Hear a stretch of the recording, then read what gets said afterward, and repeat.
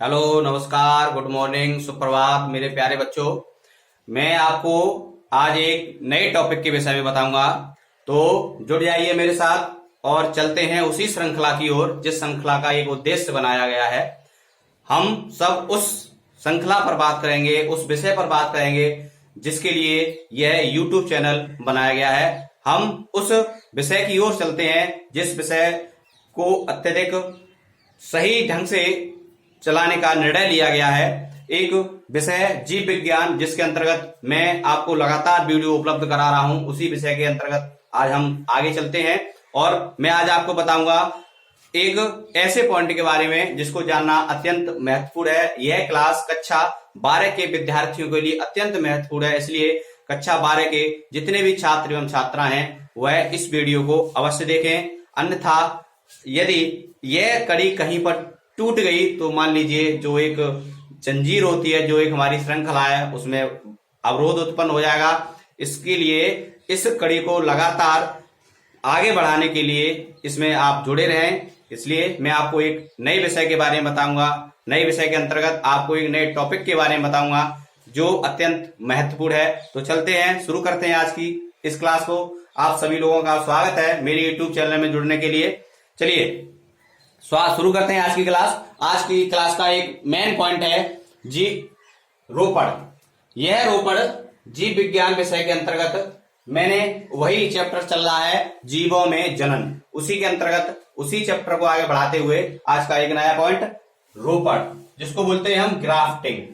Grafting और रोपड़ क्या है, ये किस प्रकार संभव होता है और रोपड़ एक कैसी विधि है जिससे नए पौधों को प्राप्त किया जाता है, नए पौधों का जन्म किया। अच्छी तरह से जानते होंगे, मैंने पिछली वीडियो में बताया है। जिन बच्चों ने मेरी पिछली वीडियो नहीं देखी है कृपया उन वीडियो को देखें और इस श्रृंखला में जुड़कर वो जानकारी प्राप्त करें जो मैं आपको समझाने वाला हूं। कायिक प्रवर्धन वह होता है जो किसी मनुष्य के द्वारा किया जाता है।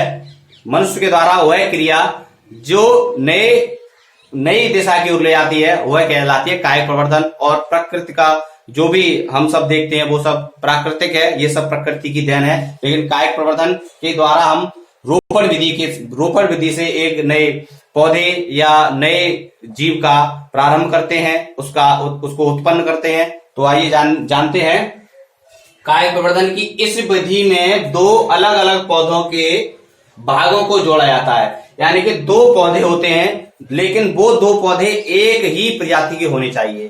कायिक प्रवर्धन में जो दो अलग अलग पौधे होते हैं वो दो अलग अलग पौधे एक ही प्रजाति के होने चाहिए। उन दोनों पौधों के भागों को जोड़ते हैं। वो कौन से भाग हैं?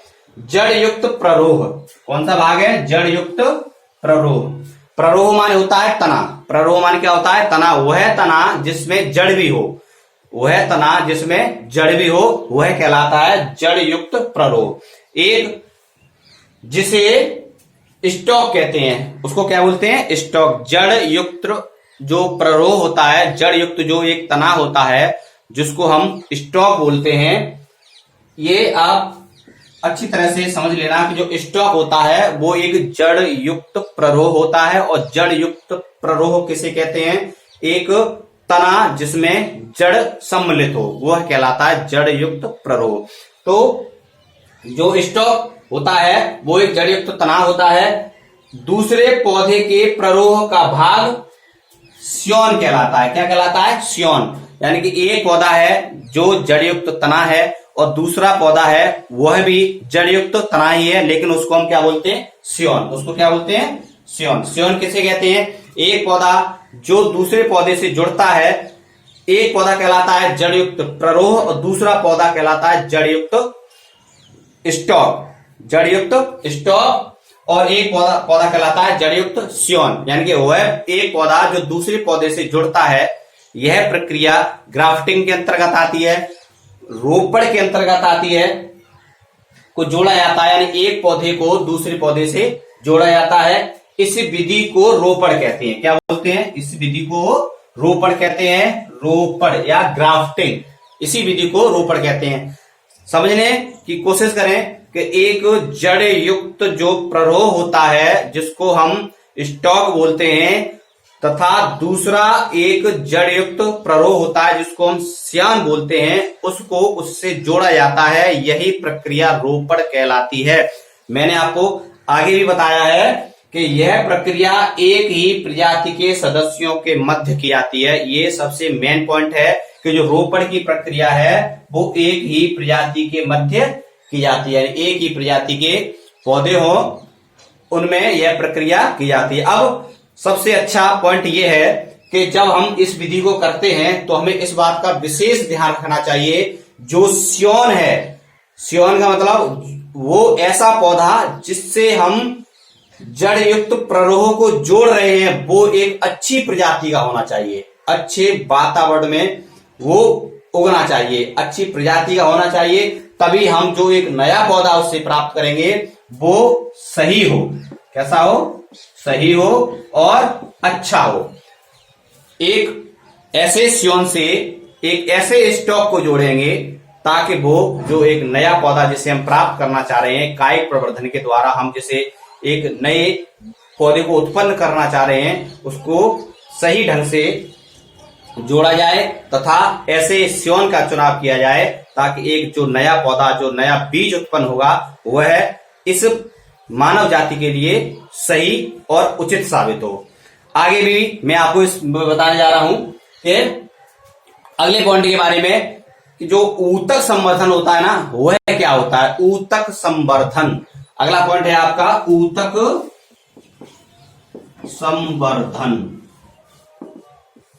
ऊतक संवर्धन, देखिए आपको यह वाला पॉइंट बहुत अच्छी तरह से समझ में आया होगा और मैं उम्मीद करता हूं कि इस पॉइंट में आपको कोई भी परेशानी नहीं आई होगी। अब मैं अगले पॉइंट की तरफ चलता हूं जो एक इससे भी अधिक महत्वपूर्ण है और मैंने आपको फिर बताया ये इस बहुत ही महत्वपूर्ण श्रृंखला है। इस श्रृंखला से आप जुड़े रहें, इस विषय से आप जुड़े रहें ताकि आपके ज्ञान में अत्यधिक वृद्धि हो सके और आप उच्च स्थान पर पहुंचे, उस मुकाम पर पहुंचे जिस पर आप पहुंचना चाहते हैं। तो इसका अर्थ यही है कि जब तक आप हमसे जुड़ेंगे नहीं, तब तक जब तक आप इस श्रृंखला से नहीं जुड़ेंगे, इस विषय से नहीं जुड़ेंगे, इस चैनल से नहीं जुड़ेंगे, तब तक आप उस मुकाम तक नहीं पहुंच पाएंगे। इसलिए लगातार वीडियो को देखते रहें, वीडियो को बीच में कभी भी रोक कर ना जाएं। यदि ऐसा करेंगे तो आप उस ज्ञान को प्राप्त नहीं कर सकते जो ज्ञान मैं आपको देना चाहता हूं। तो कृपया करके वीडियो को बीच में छोड़कर ना जाएं। मैं आपको अगले पॉइंट के बारे में बता रहा हूं जो है ऊतक संवर्धन। रोपण के बाद नया पॉइंट आता है ऊतक संवर्धन। ऊतक संवर्धन जिसको बोलते हैं टिश्यू कल्चर। ऊतक संवर्धन क्या है और यह कैसे विकसित होता है या इसकी एक प्रक्रिया है जो है वो किस प्रकार से है, आइए जुड़े रहिए मेरे साथ और देखते हैं अगले पॉइंट की तरफ। ऊतक संवर्धन टिश्यू कल्चर यह पादप प्रजनन की नई तकनीक है। यह पादप प्रजनन की नई तकनीक है। पादप प्रजनन, पादप प्रजनन। अब आपको यह पॉइंट बहुत अच्छी तरह से समझ में आ गया होगा कि पादप प्रजनन क्या है। यह पादप प्रजनन की एक नई तकनीकी है। पादप ऊतक से संपूर्ण पादप का विकास संवर्धन माध्यम से परखनली, फ्लास अथवा पेट्री डिश आदि में किया जाता है। यानी कि पादप ऊतक से संपूर्ण पादप का विकास जो है वो संवर्धन माध्यम से परखनली, फ्लास अथवा पेट्री डिश आदि में किया जाता है। यह पूर्ण सत्यता यानी कि टॉटिप पोटेंसी सिद्धांत पर आधारित है। यह जो क्रिया है वो पूर्ण सत्यता पर आधारित है। यह क्रिया एक संवर्धन माध्यम होता है जो परखनली, फ्लास्क या पेट्री डिश में किया जाता है। ऊतक संवर्धन। अब ऊतक जो है, अब आपको एक बात समझनी चाहिए, जो ऊतक होते हैं वो क्या है, ऊतक का निर्माण कैसे होता है। मैंने आपको मेरी सबसे पहली वाली वीडियो है, मैंने आपको उस वीडियो में बताया है कि ऊतक किससे मिलकर बनता है और ऊतक का क्या कार्य होता है। जिस बच्चे ने मेरी पिछली वीडियो, जो पहली वीडियो है, उसको नहीं देखा है, उसको अवश्य देखें, तब जाकर के आपको ऊतक समझ में आएगा। तो मैं आपको एक बार फिर ऊतक के बारे में बता देता हूं। जो ऊतक है वह किससे मिलकर बनता है। आपने सर्वप्रथम किसी भी जब जीव का निर्माण होता है, किसी भी प्राणी का निर्माण होता है, या किसी भी मान लीजिए जितने भी संसार में भौतिक, रासायनिक या कुछ भी है जो जीवित है, मृत है, कुछ भी है, उसका जो निर्माण होता है वो सबसे पहले पहला आता है कोशिका। जो जीवित प्राणियों का निर्माण किया जाता है या निर्माण होता है उसका पहला पॉइंट है कोशिका, यानी कोशिका ही जीवन की मूलभूत इकाई होती है। कोशिका ही जीवन की मूलभूत इकाई होती है। इस पॉइंट को आप अपने दिमाग में अच्छी तरह से फिट कर लेना कि कोशिका ही जीवन की मूलभूत इकाई होती है। अब जिस प्रकार से कोशिका अनेक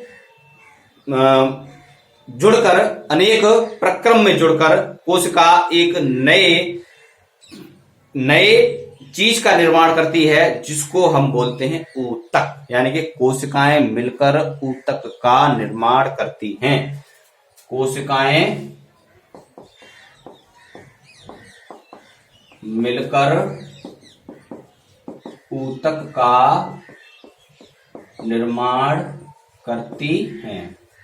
अब ऊतक जो होते हैं वो प्रत्येक ऊतक अपना एक अलग कार्य करता है, यानी ऊतक मिलकर ये एक क्रम है और इस क्रम को समझना अत्यंत आवश्यक है कि कोशिकाएं मिलकर ऊतक का निर्माण करती हैं, ऊतक मिलकर अंग का निर्माण करते हैं, अंग मिलकर अंग तंत्र का निर्माण करते हैं और अंग तंत्र मिलकर एक शरीर का निर्माण करते हैं। किसी का भी हो सकता है, चाहे वो पादप का हो या मनुष्य का हो या किसी अन्य प्राणी का हो, और प्रत्येक ऊतक का एक अलग कार्य होता है, वह कोई दूसरा नहीं कर सकता। तो आपको समझ में आया होगा ये जो विषय है वो जीव विज्ञान के अंतर्गत मैं आपको पादपों के बारे में बता रहा हूं। जो पादप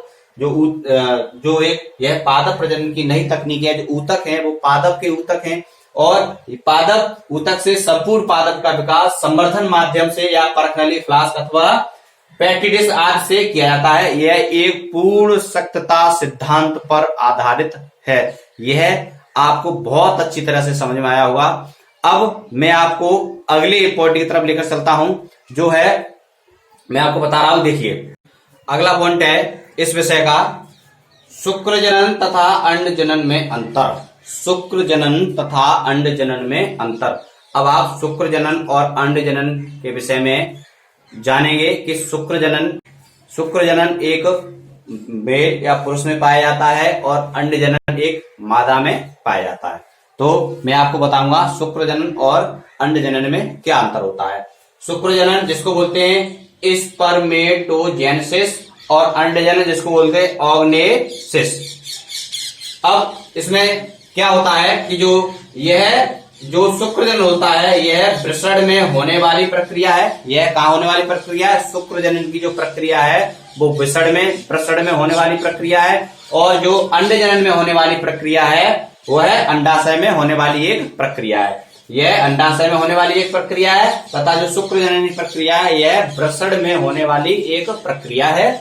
अगला पॉइंट देखते हैं। इसमें एक प्राथमिक शुक्राणु कोशिका से 4 शुक्राणु बनते हैं, यानी कि शुक्र जनन की प्रक्रिया में एक शुक्राणु से 4 शुक्राणु बनते हैं, यानी एक शुक्राणु कोशिका से 4 शुक्राणु कोशिकाएं बनती हैं।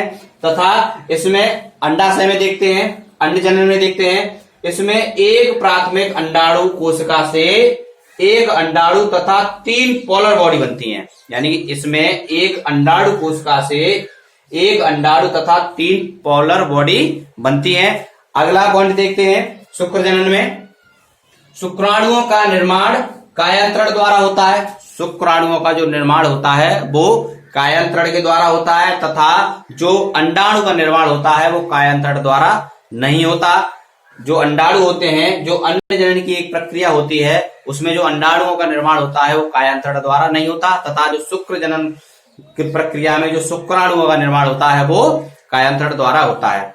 मैंने आज आपको इस वीडियो में 3 महत्वपूर्ण बिंदुओं के बारे में बताया जो जीव विज्ञान के अंतर्गत बहुत ही महत्व रखते हैं। यह जीव विज्ञान के पहले पाठ के अंतर्गत जीवों में जनन, जो आपका एक पहला चैप्टर है, उसके अंतर्गत ये तीनों पॉइंट आते हैं। इनको बहुत ही ध्यान से आपको पढ़ना चाहिए तथा इनका रिवीजन भी करते रहना चाहिए और लगातार आप इस वीडियो से जुड़े रहना ताकि मैं आप तक इस क्लास को अच्छी तरह से पहुंचा सकूं। आज मैंने आपको इस क्लास में 3 विषयों के 3 पॉइंटों के बारे में बताया जो अत्यंत महत्वपूर्ण है। लगातार जुड़े रहने से आपके ज्ञान में वृद्धि होगी, इसलिए आप मुझसे लगातार जुड़े रहें। यदि आपको आज के जो 3 पॉइंट हैं इनमें कोई भी पॉइंट समझ में नहीं आया हो तो मेरे कमेंट बॉक्स में जाकर कमेंट करें तथा इस वीडियो को पसंद करें। अगर पसंद आई हो तो लाइक करें, इस वीडियो को सब्सक्राइब करें ताकि मैं आपको लगातार आपसे जुड़ा रहूं और यह वीडियो आप तक लगातार पहुंचती रहे। So thanks for watch this video.